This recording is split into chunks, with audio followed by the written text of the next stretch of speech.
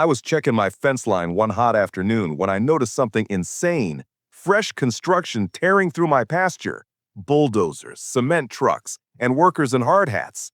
And there, standing on a hill like she owned the world, Karen, HOA president, arms crossed, sunglasses glinting in the sun. I rode up in my truck and shouted over the noise, "What the hell do you think you're building on my land?" Karen didn't even flinch.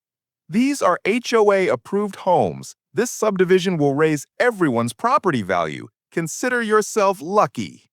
Lucky? She had fenced off acres of my ranch and was carving it up like it was hers. I told her to stop immediately, but she smirked and waved a clipboard of HOA permits at me. "You're outvoted. You don't get a say." That's when I pulled out the real paperwork. My family's deed, recorded, notarized, unbroken ownership for over a century. She laughed in my face. "Your little papers mean nothing here." Oh, but they did. I drove straight to the county sheriff's office. Within the hour, Karen and her contractors were facing a convoy of deputies rolling onto the site. Dust and sunlight kicked up as the sirens wailed. The sheriff stepped out, hat low, hand resting on his belt. He looked at my deed, then at Karen's so-called permits. His jaw tightened.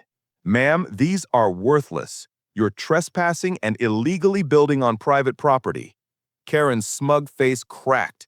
She stammered, pointed at me, screamed, "He's lying! This land is HOA territory!" But the deputies weren't buying it. Orders were barked, and suddenly construction crews were ordered off my land. The bulldozers shut down, workers dropped their tools, and Karen was left standing there, red-faced and shaking. And then came the kicker. The sheriff snapped handcuffs on our wrists for fraud and trespassing. She shrieked, digging her heels into the dirt as they dragged her toward a cruiser. The construction site fell silent, except for the sound of chains on the cuffs. That day, Karen learned the hard way. No matter how loud an HOA shouts, they don't outrank the law.